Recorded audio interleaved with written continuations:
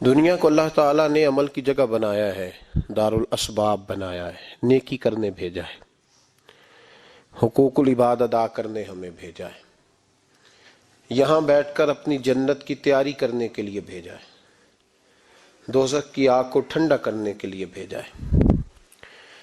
یہ جو مزاج امت مسلمہ نے اپنایا ہے کہ دنیا جمع کرنا، دولت اکٹھی کرنا، اپنی زندگی کی دوڑ پیسوں سے شروع کرنا اور پیسوں پہ ختم کرنا، اس کو پسند نہیں کیا نہ اللہ نے نہ اللہ کے رسول صلی اللہ علیہ وسلم۔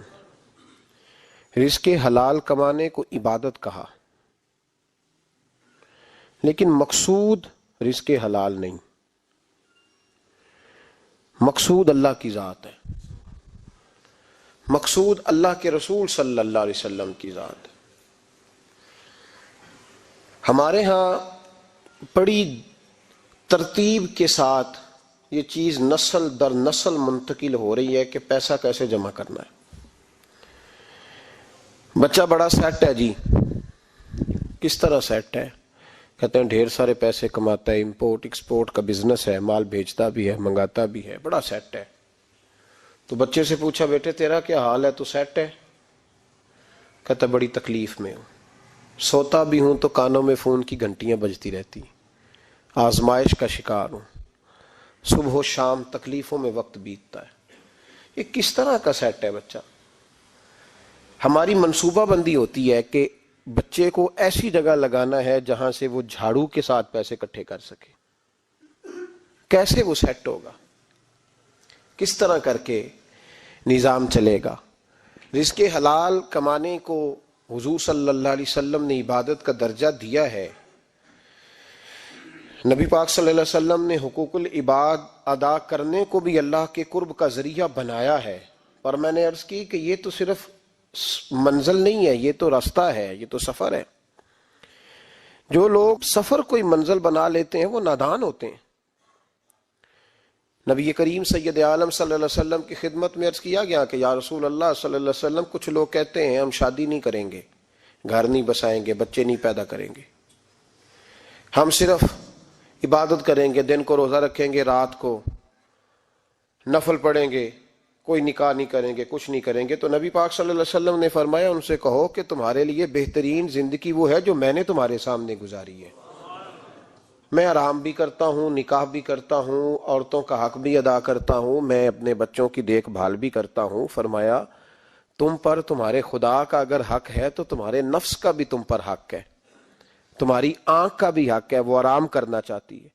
یہ ساری ترتیب ہمیں نبی پاک صلی اللہ علیہ وسلم نے دی، لیکن ہمیں فرمایا کہ مقصود تمہارا خدا ہے، مقصود تمہارے رب کی رضا ہے، تمہارے نبی پاک علیہ السلام کی غلامی تمہاری منزل ہے۔ اتنا لمبا چوڑا معاملہ جو فقط دنیا کا ہم نے بنا لیا ہے، اور پھر اس دنیا اصل جو محبت ہے نا، وہ بیس جو ہے وہ دولت کی محبت ہے، رشتے دولت کے، ناطے دولت کے، تعلقات دولت کے، اسلام دعا دولت کی۔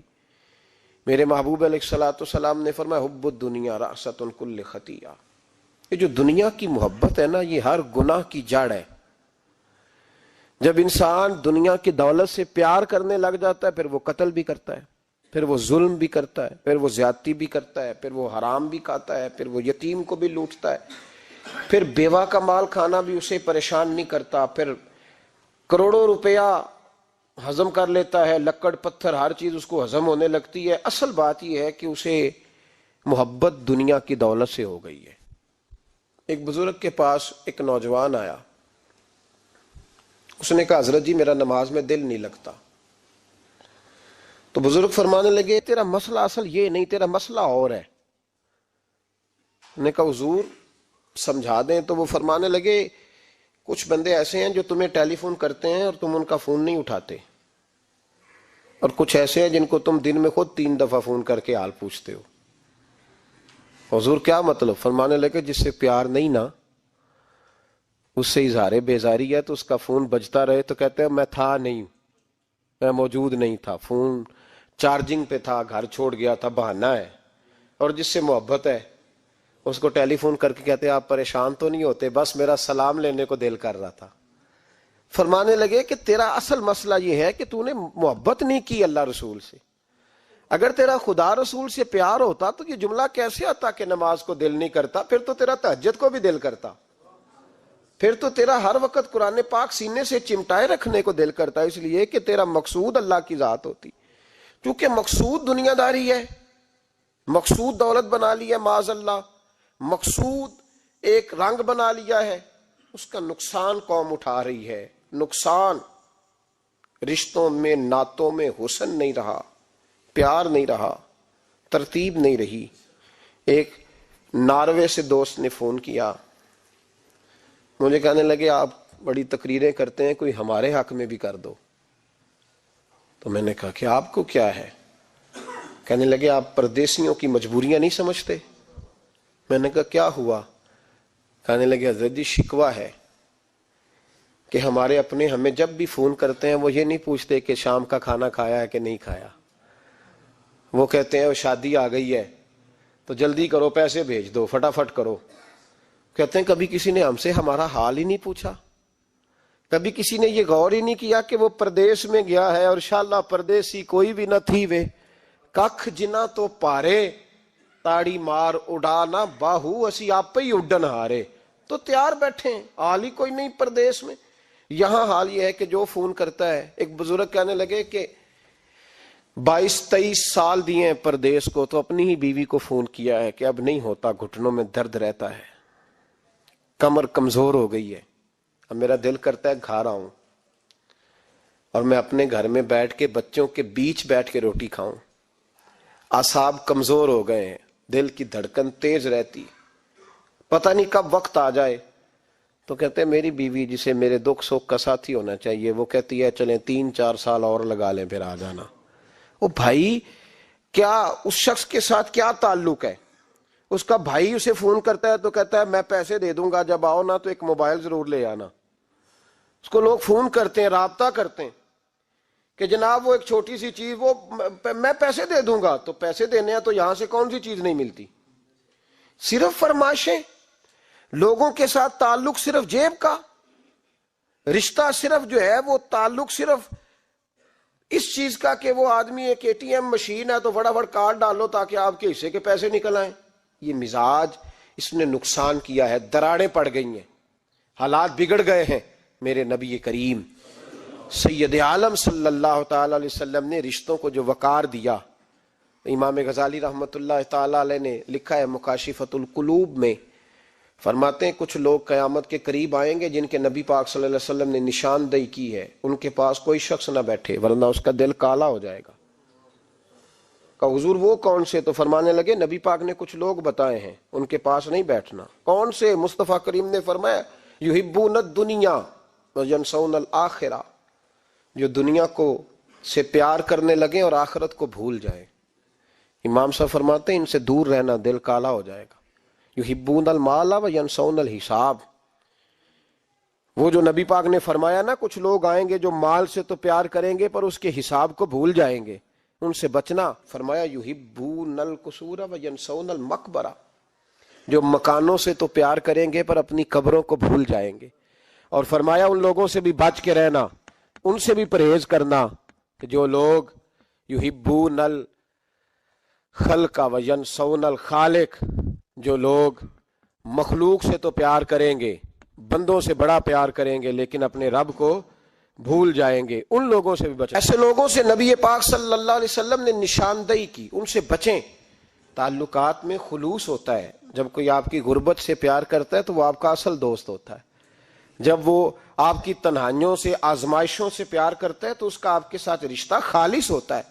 جو آدمی دولت کو دیکھ کر پیار کرے اور دولت کو دیکھ کر آپ کے ساتھ وابستگی کا اظہار کرے تو اس شخص کا پیار سیدھا سیدھا. میرے رسول پاک سید عالم صلی اللہ علیہ وسلم نے ہمیں استغنا کا حکم دیا ہے, بے نیازی کا. یہ دنیا داری میں الجھنا, دنیا کے بن کے جینا, دنیا کے ہو کے رہنا. آپ یقین کریں سارے رشتے, میں نے سعودی عرب میں پیر دیکھے, پیر مریدوں کی لسٹیں لے کے جاتے, ان کو ٹیلی فون ہوتا ہے تمہارے پیر صاحب آ گئے ہیں تم بھی پہنچ جاؤ, ٹھنڈی بوتلیں لے آنا آتی دفعہ. وہاں وزن اٹھایا نہیں جاتا واپسی پہ. ہمارے کئی سنگی ناراض ہو گئے، حضرت آپ آتے ہیں تو آپ بتاتے نہیں، تو میں کہتا ہوں یہاں بھی یہی کام کرنا ہے، ہم تو اپنے گناہوں کی معافی لینے آئے، تو ہم جس کام آئے ہمیں کرنے دو، کیوں الجھاتے ہو؟ وہاں جا کے بھی جہاں خالصتاً انسان کا رجوع اللہ کا وقت ہے، وہاں بھی وہی حالات پیدا ہو گئے، ہر طرف دنیا داری۔ اور یہ پیروں کی بات کرتا ہوں تو آپ بڑے مسکراتے ہیں، میں نے بڑے بڑے مفت خورے دیکھے ہیں، بڑے بڑے، یہ ہر طبقے میں ہوتے ہیں، ہر طبقے میں۔ ایک صاحب مجھے ایئرپورٹ پہ ملے، کہنے لگے جی کتنے دن رہا ہوں، ماشاءاللہ ایک دن بھی روٹی جیب سے نہیں کھائی۔ میں نے کہا بڑے کامیاب ہو کے آ رہے ہیں آپ، یہ تو بات باعث فخر ہے، جا کے کسی اخبار میں فوٹو چھپاؤ۔ کہنے لگے جی بڑے دوست، بڑے سنگی، بڑے کوئی ادھر سے کوئی چیز لے کے آ رہا ہے ادھر سے، تو میں نے کہا یہ کوئی فخر والی بات ہے، کوئی بتانے والی بات ہے؟ تو اللہ کی بڑا ہے جی بھائی، مفت خوری کا مزاج اور توجہ رکھنا کہ اب اس سے مجھے کیا مل سکتا ہے، اور اگر کوئی نہیں لے کے آیا واپس گیا تو شکوہ کرنا، دیکھو چل کے آ گیا، اس کو خبر ہی نہیں کہ جاتے دفعہ چلو بندہ 6 بوتلیں لے جائے، کیا فرق پڑتا ہے؟ یہ کمزور ذہن ہے، یہ دنیا داری ہے، یہ نفس پرستی ہے، یہ پیسے کی غلامی ہے۔ میرے نبی پاک صلی اللہ علیہ وسلم نے فرمایا جو رب کے بندے ہوں گے ان کے قیامت کے دن چہرے چمک رہے ہوں گے۔ تو یا رسول اللہ صلی اللہ علیہ وسلم اس کے علاوہ بھی کچھ بندے ہیں؟ فرمایا لعن عبد الدنیا وعبد الدرہم، فرمایا کچھ دنیا کے بندے ہیں، کچھ درہم کے بندے ہیں، ترجمہ یوں کر لو کچھ ڈالروں کے بندے ہیں۔ یہ حدیث مشکات میں موجود ہے، ڈالر کے، ریال کے، لاکھ کے، کروڑ کے بندے۔ حضور وہ کون ہے؟ فرمایا لعن عبد الدنیا وعبد الدرہم، جو دنیا کا اور دولت کا بندہ بنے وہ لعنتی ہے، ملعون ہے۔ یہ خدا کا بندہ رہا ہی نہیں، یہ پیسوں کا بندہ بن گیا ہے، دولت کا بندہ بن گیا ہے، اس کا معیار بدل گیا ہے۔ حضرت سالم بن عبداللہ بن عمر، حضرت عمر فاروق کے پوتے تھے، کعبے کا طواف کر رہے تھے، طواف مکمل ہوا، 8واں استلام کر کے مقام ابراہیم کے پاس نماز پڑھنے لگے تو خلیفہ وقت کا آ گیا، گورنر، السلام علیکم کے بعد اس نے فوراً بات چھیڑی، کہنے لگا حضور کوئی حکم ہو تو بتائیے گا۔ تو آپ کہنے لگے تو بڑا ہی بیوقوف ہے یار، تجھے کس نے گورنر بنایا؟ بڑا تو بیوقوف ہے، تجھے تو سلیقہ ہی نہیں بات کرنے کا۔ حضور کیا ہوا؟ فرمانے لگے خدا کے گھر میں آ کے اور کعبے کے سامنے کھڑے ہو کے میں بندوں سے سوال کروں، یہاں آ کے بھی بندوں سے مانگوں، تو بڑا ہی بیوقوف ہے۔ سامنے اس کا گھر ہے، سامنے اس کا گھر ہے بیت اللہ اور حجر اسود اور مقام ابراہیم اور مقام ملتزم، اور یہاں بھی میں بندوں سے مانگوں؟ کہتا ہے مجھے بھی کبھی کسی نے ڈانٹا نہیں تھا، میرے بھی پیروں تک پسینہ نکل گیا، تو میں مسجد الحرام سے باہر نکل کے، یوں سمجھ لیں کہ جب لوگ باب عبدالعزیز سے یا باب فہد سے باہر آ جاتے ہیں، کہتے ہیں باہر نکل کے نا میں کھڑا ہو گیا، میں نے کہا چلو فارغ ہو کے آتے ہیں تو بات کرتا ہوں۔ حضرت فارغ ہو کے آئے تو میں نے کہا حضور اب تو بیت اللہ سامنے نہیں، اب بھی کوئی سوال کرے؟ تو فرمانے لگے اچھا ضروری ہے؟ کہا حضور ضروری ہے۔ تو فرمانے لگے چل پہلے بتا تجھ سے دین مانگوں کہ دنیا مانگوں، بول۔ تو کہنے لگا حضور میرے پاس تو دنیا ہی ہے، دین تو آپ کے پاس ہے۔ جب یہ جواب دیا تو حضرت سالم چلنے لگے، اور چلتے چلتے فرمانے لگے جا اپنا کام کر، دنیا تو میں نے اس سے کبھی نہیں مانگی جس نے دنیا بنائی ہے، میں نے اس سے نہیں کبھی مانگی، تو کیا حیثیت رکھتا ہے؟ میں نے تو اس سے بھی جب بھی مانگا ہے یا اس کا قرب مانگا ہے یا اس کے رسول کی غلامی مانگی ہے، تو اس سے نہیں مانگتا جس نے بنائی ہے، تو کیا دے سکتا ہے؟ تیری کیا حیثیت ہے؟ تو بھائی ان لوگوں نے قریب پھٹکنے نہیں دیا، ان کے قریب یہ چیز آئی نہیں، بے نیاز لوگ تھے، توجہ ہی نہیں تھی۔ حضرت محبوب سبحانی غوث اعظم شیخ عبد القادر جیلانی رضی اللہ تعالیٰ عنہ، آپ ایک کاروبار بھی کرتے تھے، تو آپ کا کچھ مال آ رہا تھا جہاز کے ذریعے، ایک بندے نے خبر دی کان میں حضور جہاز ڈوب گیا، فرمانے لگے الحمدللہ الحمدللہ۔ ڈوب گیا جناب، یہاں جہاز ڈوب جائے تو بندہ بھی ڈوب جاتا ہے۔ کہتے ہیں صاحب انتقال کر گئے، 10 لاکھ کا نقصان ہو گیا تھا، مال ڈوب گیا پورا جہاز ہی۔ فرمایا الحمدللہ، اور تم نے جلدی کی خبر دینے میں سبق پڑھا رہا تھا، کیوں مجھے دخل اندازی دی تم نے میرے کام میں، کیوں دخل اندازی کی؟ سب الحمدللہ۔ تھوڑی دیر کے بعد اس نے پھر کان میں کہا حضور وہ غلط خبر تھی، جہاز بچ گیا۔ فرمانے لگے الحمدللہ۔ پھر شاگردوں سے کہنے لگے میرا چہرہ دیکھ رہے تھے پہلی خبر کے بعد بھی، اس خبر کے بعد بھی؟ کہا حضور دیکھ رہے تھے۔ فرمایا کوئی تبدیلی تو نہیں آئی؟ کہا حضور نہیں۔ فرمانے لگے شکر الحمدللہ، رب نے میرا دل دولت سے نہیں جوڑا، اپنی ذات کے ساتھ جوڑ کے رکھا ہوا ہے۔ تبدیلی تو نہیں آئی. یہاں تو ٹینشن ہی ٹینشن ہے, ڈپریشن ہی ڈپریشن. اور بات کس کی ٹینشن ہے؟ پیسے کوئی نہیں, دولت کوئی نہیں. کوئی چکر چل جائے نا کبھی, اس سے بھی کبھی پوچھ جس کے پاس ہے وہ تجھ سے زیادہ غریب ہے, اس سے کبھی پوچھ وہ تجھ سے زیادہ آزمائش میں ہے.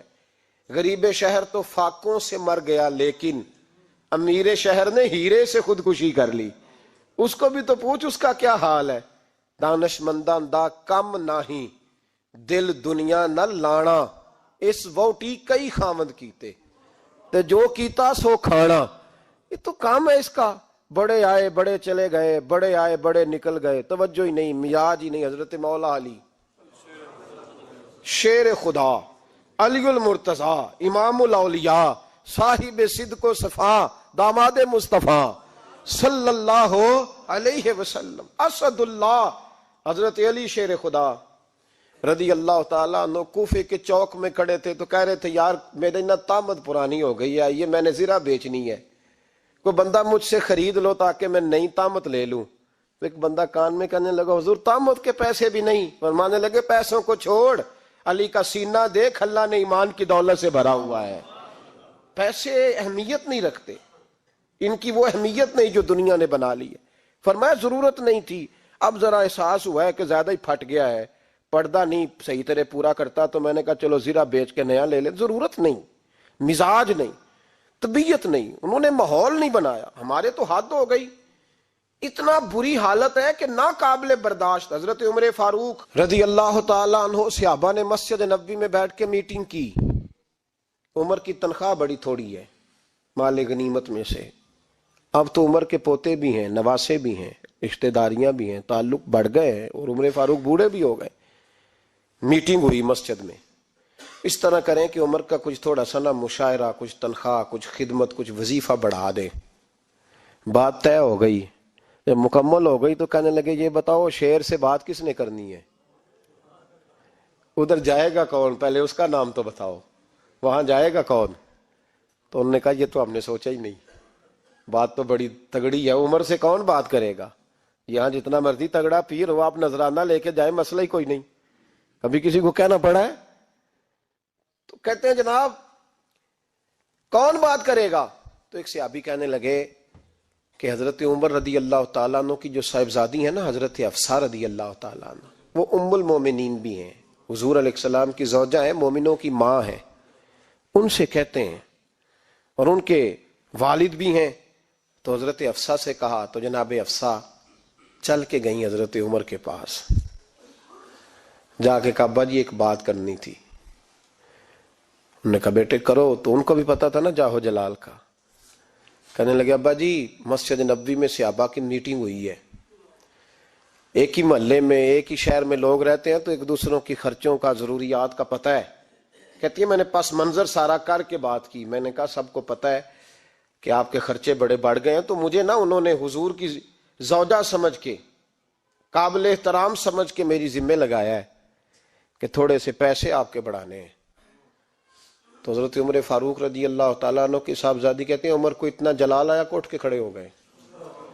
کہنے لگے حفصہ ان لوگوں کے نام بتا, میں انہیں دروں سے ماروں گا, اور اس طرح ماروں گا کہ ان کی کمر پہ نشان پڑے, ان کی کمروں پہ نشان پڑے, اس انداز میں درے ماروں گا کہ مجھے زخم نظر آئے. کہا ابا جی اتنا جلال کس بات کا, سادی سی بات ہے.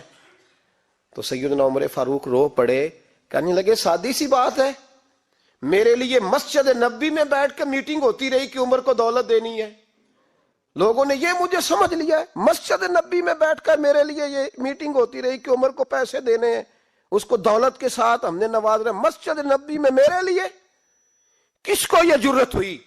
فرمائے حفصہ کاش کہ تو میرے پاس پیغام لے کے نہ آتی, کوئی اور آتا اور پھر میں اسے دروں سے مارتا. حضرت حفصہ کہتی ہے میں خاموش ہوئی تو میری طرف دیکھ کے فرمانے لگے بتا نا, تو نبی پاک کے گھر میں رہتی تھی, میرے مصطفیٰ کا طریقہ کیا تھا, کرنا بات اس طریقے پہ میرے ساتھ گفتگو کر. تو حضرت حفصہ کہتی میں رو پڑی. میں نے کہا ابا جی غلطی ہو گئی, آئندہ نہیں کروں گی. بھائی معیار بنایا ہوا تھا. آپ یقین کریں ہمارے تعلقات آپ شادی پہ دیکھ لیں, جو غریب رشتہ دار ہے اسے کون بنانے جاتا ہے, لیکن ساری برادری کٹھی اس کے دروازے پہ بیٹھی ہے، جس نے آنا ہے تو کچھ لے کے آنا ہے۔ ہر چیز دولت میں تلے گی، معیار ہی دولت بن گیا ہے، مقصود ہی دولت بن گیا ہے۔ اس پیسے نے، اس دنیا داری نے، دنیا دار پجاری زردے کتیاں دے گل ٹلی ہو، اتنا سخت رویہ لوگوں نے اپنا لیا، رشتوں کا تقدس نہیں رہا۔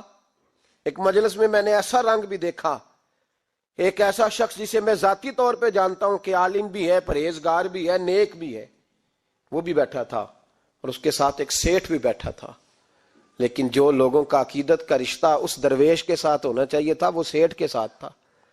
تو میں غور کر رہا تھا کہ یار قوم کا ذہن کس طرح کا ہو گیا، صرف اس کے ہاتھ میں پیسے، صرف دولت مند ہے، اس آدمی کی درویشی بھی گئی، علم بھی گیا، تقوی بھی گیا، صرف پیسے نہیں ہے اس کے پاس تو وہ کونے میں لگا ہوا ہے، اور اس سے لوگ بچ بچ کے سلام۔ اور میں کہا کرتا ہوں عقیدت کا پتہ چلتا ہی تب ہے جب اجتماع ہوتا ہے۔ اکیلے درویش بیٹھے ہیں تو سب جھک کے سلام لیتے ہیں، اور جب وہ 2 MNA کے بیچ، 3 MPA کے بیچ، 5-7 سیٹھوں کے بیچ بیٹھے گا، پھر تیری عقیدت کا پتہ چلے گا، پھر پتہ چلے گا تیرا اللہ کے بندے سے رشتہ کس طرح کا ہے اور دولت کے بندے کے ساتھ رشتہ کس طرح کا۔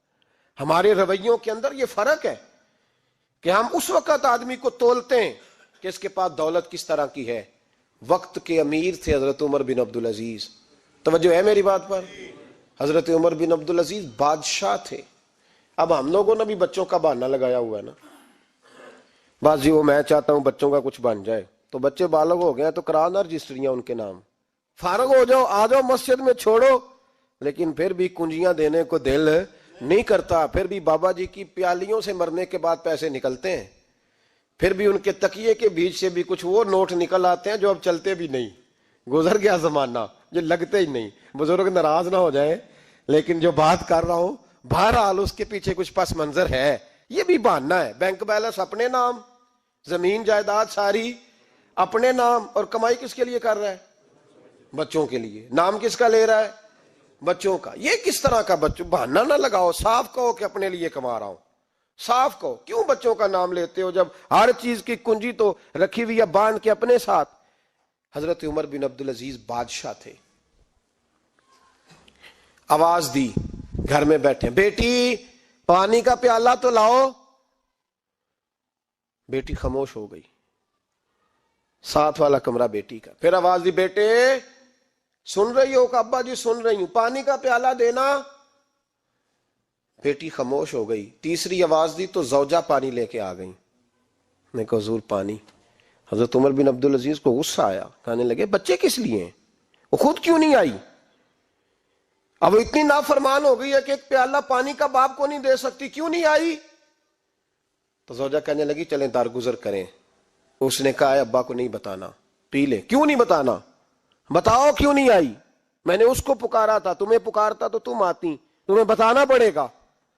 جب بات ذرا آگے بڑھی تو ماں تھی نا، بات بیٹی کی تھی، تو اماں رو پڑی، آنکھوں میں آنسو آئے۔ کہا کیوں روئی ہو؟ کہنے لگی بیٹی کا پجامہ پھٹ گیا، دوسرا ہے نہیں، اور آپ لے کے بھی نہیں دیتے، کمرے میں بیٹھ کے تو پجامہ سی رہی ہے، تو کہہ رہی تھی ابا کو بتانا نا، انہیں تکلیف ہوگی۔ تو وہ اس کے پاس دوسرا ہوتا تو آ جاتی، ایک ہی تھا، تو اس لیے نہیں آئی۔ حضرت عمر بن عبدالعزیز اٹھے، سر سجدے میں رکھا، کہنے لگے یا اللہ تیرا شکر ہے، تو نے میرے بچوں کو بقدر ضرورت روزی عطا فرمائی ہے، یا اللہ تیرا شکر ہے۔ ایک روایت میں نے پڑھی، کلیجہ منہ کو آیا، مصطفیٰ کریم بیٹھے تھے، تو سیدہ عائشہ صدیقہ رضی اللہ تعالیٰ نے عرض کی یا رسول اللہ صلی اللہ علیہ وسلم وہ دیکھیں سیدہ فاطمہ آ گئی ہیں، وہ دیکھیں بی بی صاحبہ بغیر بتائے آ گئیں۔ حضرت فاطمہ الزہرا آئی تو حضور نے فرمایا فاطمہ بغیر اطلاع کے؟ حضور چھوٹا سا کام تھا۔ کیسے آئی ہو؟ تو بی بی صاحبہ نے نا، عورتوں کا پلو ہوتا ہے نا چادر کا، پلو کھولا تو ایک روٹی بندھی ہوئی تھی، ایک روٹی چادر میں، یہاں لوگ زیور باندھتے ہیں، دولت باندھتے ہیں، ایک روٹی حضرت فاطمہ نے پلو میں باندھی، کھول کے پیش کی۔ کہ بیٹے یہ کیا ہے؟ کہ ابا جی کئی دنوں سے گھر میں روٹی نہیں پکی تھی، آج علی کچھ جون لائے تھے، پیسے ہیں، چند روٹیاں بنی ہیں۔ تو بچوں نے تو کھا لیا، تو میرے سامنے بھی ایک روٹی آئی تھی، میں نے لقمہ توڑا ہے تو مجھے خیال آیا پتہ نہیں مصطفیٰ نے کھایا ہے کہ نہیں کھایا، پتہ نہیں حضور نے روٹی کھائی ہے کہ نہیں، میں لے کے حاضر ہو گئی ہوں، مہربانی فرمائیں۔ تو فرمایا بیٹے بیٹھ جا۔ حضرت فاطمہ بھی بیٹھ گئی، سیدہ عائشہ کہتی ہیں حضور بھی بیٹھ گئے۔ فرمایا فاطمہ کتنے دنوں سے نہیں کھایا؟ عرض کی حضور 3 دن سے۔ فرمایا بیٹے میں نے 5 دن سے نہیں کھایا، آ جا۔ دونوں باپ بیٹی مل کے کھاتے ہیں۔ روٹی 2 حصوں میں حضور نے بانٹی، فرمایا چل آدھی تو کھا آدھی میں کھاتا ہوں۔ حضرت فاطمہ نے لقمہ توڑ کے منہ میں رکھا تو رو پڑی، حضور 5 دن سے نہیں کھائی۔ فرمایا بیٹے چپ کر، ہمارا دنیا سے کیا تعلق، ایک پل رہ گیا ہے، بس اللہ پھر جنت کی ساری نعمتیں عطا فرما، رونے والی بات ہی نہیں ہے اس میں، بس ہمارا کیا تعلق، ایک پل ہے، پھر مالک بڑا کچھ عطا کرے گا۔ او بھائی، جو کائنات کے مالک و مختار تھے، جو ابرو کا اشارہ کرے تو حضرت جبریل جنت کی نعمتیں لے کے آ جائیں، انہوں نے تو دنیا کی جانب توجہ ہی نہیں کی، ان کا تو خیال ہی نہیں آیا، دنیا ہی دنیا، دولت ہی دولت، ہر آدمی دولت کے ترازو میں تلنے لگا ہے۔ اب تو کلیجہ پھٹتا ہے، اب تو لوگ پوچھتے ہیں، اور میں کبھی کبھی بڑا مجبور ہوتا ہوں، آزمائش میں آ جاتا ہوں، لوگ کہتے ہیں جناب آپ سے کچھ قرآن کی آیات سننی ہے، آپ کتنے پیسے لیں گے؟ کچھ حدیثیں سننی ہیں، کیا اس کا معاوضہ ہوگا؟ آپ سے اس نبی کا نام سننا ہے جس کا آپ کھاتے ہیں، جس کے نام پر آپ نے عزتیں لی ہیں، ان کا نام سننا ہے، آپ کا ریٹ کتنا ہے، آپ کتنے میں بیچیں گے؟ وہ نعت جو غذا ہے وہ کتنے میں بکے گی؟ جب دنیا داری کا یہ حشر ہو جائے کہ وہ رسول اگر ان کا نام نہ رہے تو ہماری سانسیں ہی نہ چلیں، ان کا نام بھی جب اس طرح کمرشل کر کے لیا جائے اور اس طرح وہ چیزیں بھی ریٹ میں آ جائیں، تو بھائی اس سے بڑی اور دنیا داری کیا ہوگی؟ میرے رسول کریم سید عالم نور مجسم صلی اللہ علیہ وسلم نے اس دنیا کو محبوب نہیں رکھا، قاری نہیں بنایا، ماحول ہی نہیں بنایا۔ حضرت عیسیٰ علیہ السلام کی 450 سال عمر، کتنی؟ 4.5 نہیں، میں نے کہا 450 سال حضرت عیسیٰ نے شادی نہیں کی، گھر ہی نہیں بنایا، ایک پیالہ ہوتا تھا پانی پینے کا، ایک تکیہ ہوتا تھا۔ ایک دن ایک بندے کو دیکھا کہ وہ بازو کا تکیہ بنا کے سو رہا ہے، تو حضرت عیسیٰ نے وہ تکیہ بھی خیرات کر دیا، کہنے لگے اس کے بغیر بھی کام چل جائے گا۔ ایک پیالہ تھا پانی پینے کا، ایک دن دیکھا ایک آدمی چلو میں پانی پی رہا ہے، تو وہ پیالہ بھی اللہ کے راستے میں دے دیا، کہنے لگے اس کے بغیر بھی کام چلتا ہے۔ کسی نے کہا نکاح کیوں نہیں کرتے، گھر کیوں نہیں بساتے؟ تو فرمانے لگے 450 سال تو عمر ہے، اللہ کو راضی کروں کہ گھر بساؤں، سجدے کروں یا میں دنیا داری کروں؟ بھائی اسلام نے آپ کے لیے سہولت کر دی، میرے لیے آسانی کر دی، یہ تیرا بچے پالنا بھی عبادت ہے، تیرا گھر بار چلانا بھی دینداری ہے، لیکن مقصود نہ اس کو بنا، اس کو مقصود نہ بنا، دنیا داری میں اتنا الجھ نہ، بقدر ضرورت لے، اس طرح کا رویہ اختیار نہ کر۔ اور ایسا ہو سکتا ہے، ابھی چند سال ہوئے مولانا عبدالستار خان نیازی علیہ رحمہ نے پردہ کیا، وفاقی وزیر رہا وہ شخص، زمانہ بتایا، پاکستان کی میلی سیاست کے اندر رہ کے وقت گزارا، لیکن جب ان کا جنازہ اٹھا تو ان کے اکاؤنٹ میں اتنے پیسے نہیں تھے کہ کفن کا کپڑا بھی خریدا جا سکے، کفن کے کپڑے کا بھی پیسہ نہیں تھا۔ او بھائی یہ لوگ ہیں یار، وفاقی درجے کا شخص ہو کے گزرے اور وزارتیں اس کے آگے پیچھے بھاگیں، اور ہر الیکشن میں وہ بندہ ایم این اے کی سیٹ جیت جائے، اور پھر رخصتی کا وقت آئے تو اس کا حال یہ ہو کہ کوئی شخص کہے کہ چلو 250 اکاؤنٹ سے نکلا ہے تو باقی مجھ سے لے لو تاکہ کفن کا بندوبست ہو سکے۔ اس کا مطلب ہے کہ آج بھی یہ رنگ ہوتا ہے، اور وہ پگڑی تگڑی باندھتے تھے، سوٹ آلہ پہنتے تھے، تو لوگ کہتے تھے یہ کیوں کرتے ہو؟ فرماتے میں مصطفیٰ کا فقیر ہوں، لوگ تو نہ مجھے فقیر سمجھے، ایسا تو نہ ہو دنیا دینے لگ جائے کہ حضرت کے پاس پہننے کو کپڑا نہیں تو چلو کچھ دو، میں اپنے پردے اپنے اللہ کے ساتھ رکھنا چاہتا۔ بھائیو ان لوگوں نے وقار کے ساتھ وقت گزارا۔ اس انداز سے تھوڑا باہر آؤ، اپنے ساتھ ہم نے اتنی زیادتی کر لی ہے، اتنا ظلم کر لیا کہ سوائے دولت کے، سوائے دنیا دار، خالص وہ روحانی سلسلہ طریقت کا، تصوف کا، وہ بھی سارا اسی۔ حضرت ابو الحسن خرقانی درویش تھے، محمود غزنوی بادشاہ وقت تھا، کہتا میں دعا کرانے گیا تو میں نے وہی سمجھا جو سب کے بارے میں سمجھا جاتا ہے. گفٹ پہلے لے گیا, میں نے کہا 2 تھیلیاں اشرفیوں کی لے جاتا ہوں, بابا دعا صحیح کر دے گا, نذرانہ نہیں سود ہے پیران حرم کا.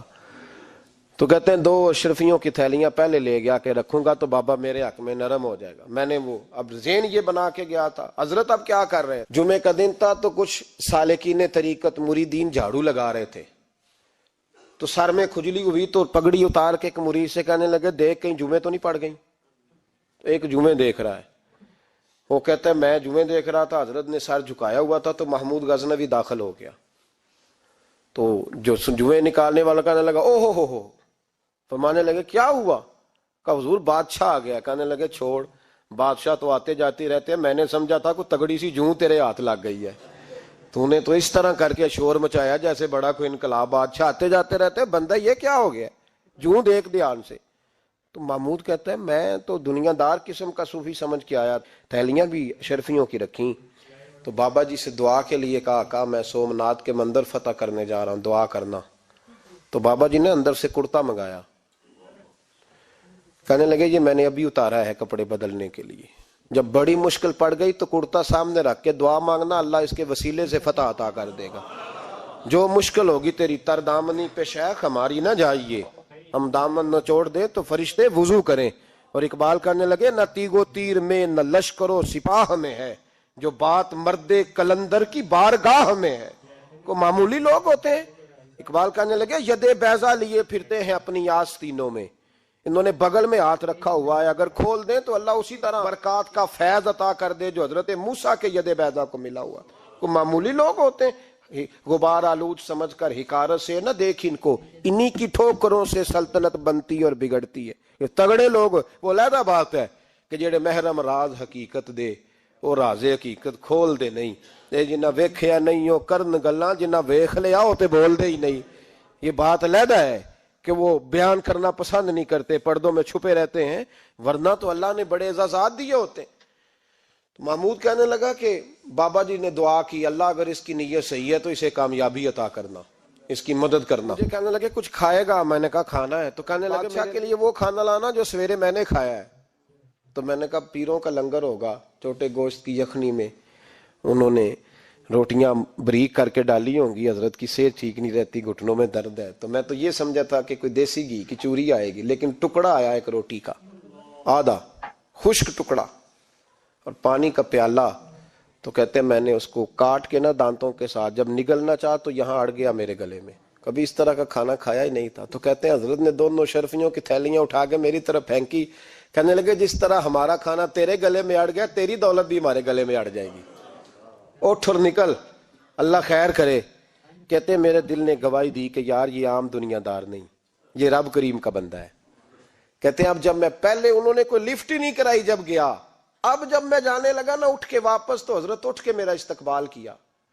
مجھے سواری تک چھوڑنے گئے تو میں نے کہا حضور جب آیا تھا آپ نے منہ ہی نہیں لگایا, اور جب جانے لگا تو اتنا اعزاز. فرمانے لگے جب تو آیا تھا تو بھی تو یہی سوچ رہا تھا نا کہ 2 شرفیاں دوں گا تو بابا نرم ہو جائے گا, تو میں تجھے کیوں پروٹوکول دیتا. اب جاتی دفعہ تیرے دل نے بھی گواہی دی ہے کہ یہ کوئی دنیا دار نہیں, یہ رب کا بندہ ہے. تو رب کے بندے کے پاس آئے تو تیری عزت نہ کروں. عرض یہ کرنا چاہ رہا ہوں کہ اتنی لمبی چوڑی دنیا داری اس کو مقصود نہ بناؤ. یہ جب مقصود بن جاتی ہے تو بے کیف سجدے, بے سرور زندگی, کسی کا پیار نہیں رہتا. غریبوں کے بارے میں بھی لوگ تبصرہ کرتے ہیں, ہم سے نہیں غریب پالے جاتے, کمائے محنت کرے کھائے, پھر لوگ دھتکارتے ہیں. پھر لوگوں کے اندر سختی آتی ہے جب مقصود دولت ہوتی ہے, اور جب مقصود اللہ کی رضا ہوتی ہے پھر اللہ انسانوں کے دلوں کو نرمی عطا فرماتا ہے. اس کو مقصود نہ بناؤ, اس کو مقصود خدا کی ذات, اللہ کی ذات, فکر آخرت, قرآن سینے سے رہے, اور زبان پر جو چیز ہر وقت جاری رہے وہ رسول اللہ کا درود و سلام. باقی چیزوں کو مقصد نہ بنائیں. یہ دنیا مقصد بن گئی تو یہ زندگی کو کھڑا کر دے گی, جام کر دے گی, پھر آگے پیچھے کچھ نہیں ہوگا. پھر الہاکم التکاثر حتی زرتم المقابر, فرمایا لوگ دولت کے پیچھے اس طرح لگے کہ پھر انہیں قبریں دیکھ لیں. میں کئی دفعہ کہا کرتا ہوں کہ لوگ مسجدوں میں تو نہیں آئے, قبروں میں چلے گئے. اتنے مصروف ہوئے کہ مسجد آنے کا ٹائم نہیں ملا اور وہ قبروں میں چلے گئے. نماز نہیں پڑھی, یہاں تک کہ ان کی نماز لوگوں نے پڑھ ڈالی. इतना ना दुनियादारी करो, इतना ना इसको मकसूद बनाओ दे के हुजूर आखण मंगते दी खैर होवे, दे के हुजूर आखण मंगते दी खैर होवे, मंगता कवे सखी दे, मंगता कवे सखी दे, बूहे दी खैर होवे, दे के हुजूर आखण मंगते दी खैर होवे, दे के हुजूर आखण। और जन्नत बनी जगह लगया जड़ी जगह ते, जन्नत बनी जगह